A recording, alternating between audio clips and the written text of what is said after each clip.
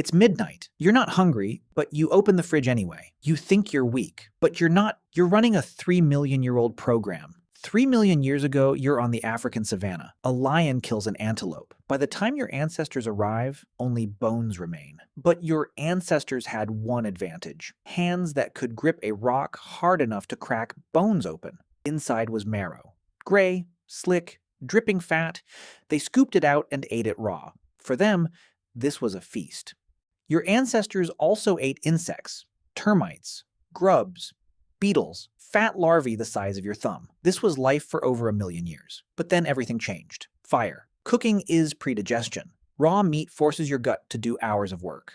Cooked food is already broken apart. Your brain is only 2% of body weight but uses 20% of calories. Cooking freed up energy, and it all went to your brain. By 300,000 years ago, your ancestors were eating almost everything: mammoth, bison, reindeer, fish, berries, nuts, mushrooms. And here's what's strange. That exact same craving for honey is still alive in you today. It's called sugar. Your brain is wired for sugar because for hundreds of thousands of years, sugar gave you instant energy and fat storage for survival. Modern food took that ancient signal and turned it into a business. Soda, candy, cereal. Almost every packaged food is sugar wearing a costume. This is why you cannot stop eating. Your body is still trying to store fat for the next time food runs out.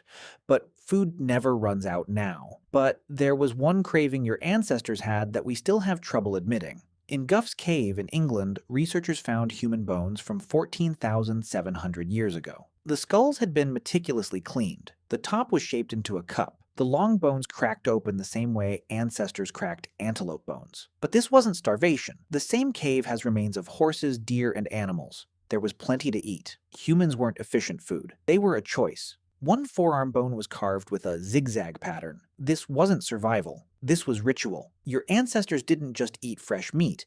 They ate rotten meat. They'd bury carcasses for months.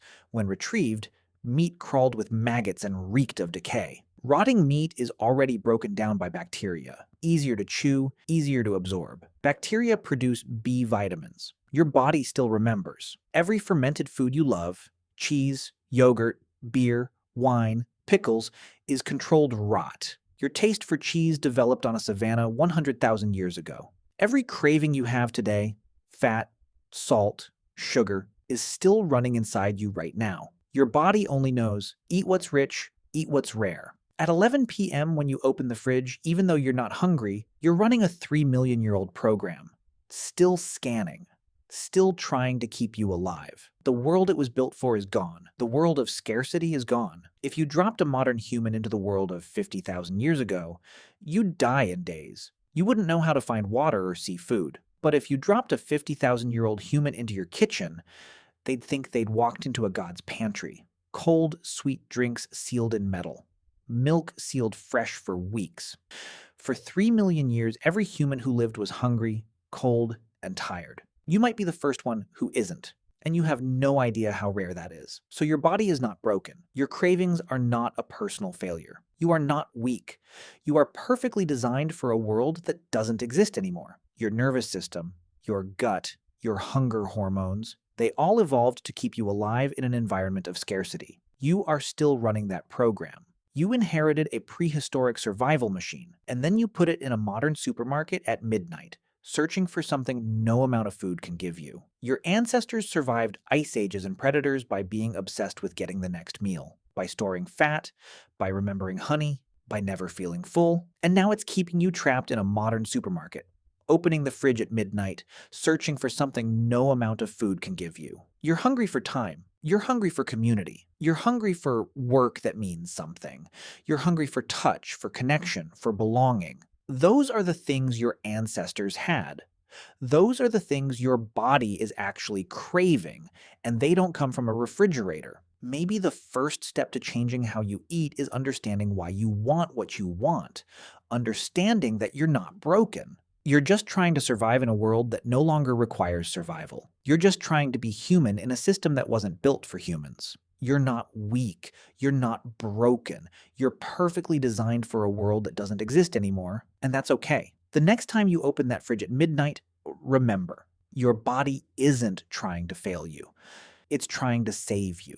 It's running the most sophisticated survival program evolution ever created. A program that kept your species alive for 3 million years. You're not a problem to be fixed. You're a masterpiece that was designed for a different world. And maybe understanding that is the first step to forgiving yourself for what you eat at midnight, for what you crave, for being human. Your body isn't broken, it's ancient, and understanding that changes everything about how you see yourself. You are 3 million years of survival compressed into one body, and that makes you extraordinary. So the next time you open that fridge at midnight, remember who you really are. You're not broken, you're ancient, and that's everything.